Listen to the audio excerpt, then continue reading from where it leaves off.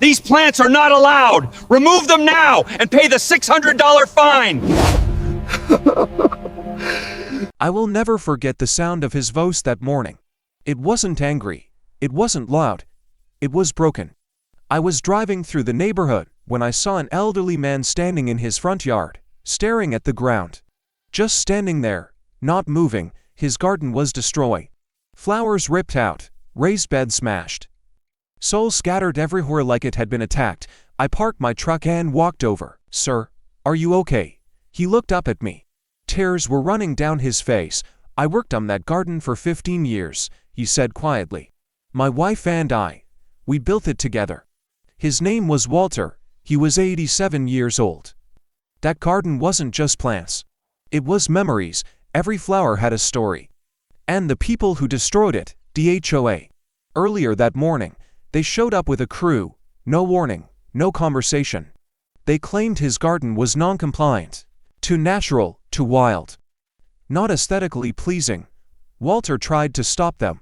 He told them his wife had passed away and that the garden helped him cope.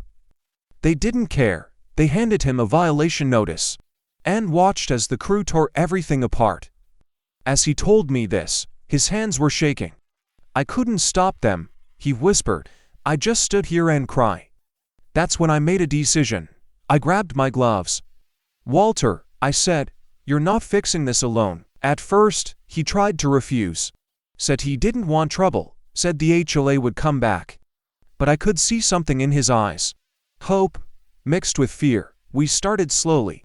Picking up broken wood, gathering scattered soil, saving every plant that still had a chance to live. As we worked, he talked about how his wife used to wake up early to water the roses, about how she named every plant, about how after she died, the garden was the only thing that kept him going. Halfway through, the HOA truck showed up. Clipboard, sunglasses. That same cold attitude. One of them said, "You're not authorized to perform landscaping here." I stood up.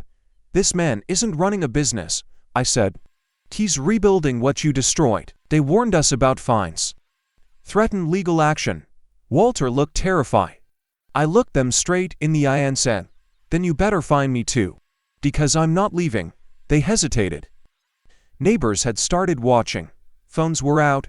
People were whispering. The HOA got back in their truck and drove off. And just like that, the power shifted. More neighbors came outside. One brought a shovel. Another brought potting soil. Someone else brought water and snacks. Without planning it, the whole block joined in. We rebuilt the garden, not exactly how it was before, but stronger, cleaner beds, new borders. Fresh flowers mixed with the old ones we saved. When we finished, Walter stood in the middle of his garden. He didn't say anything at first. Then he started crying again, but this time, he was smiling. "I thought no one cared," he said. "I thought I was alone." I told him something I'll never forget either.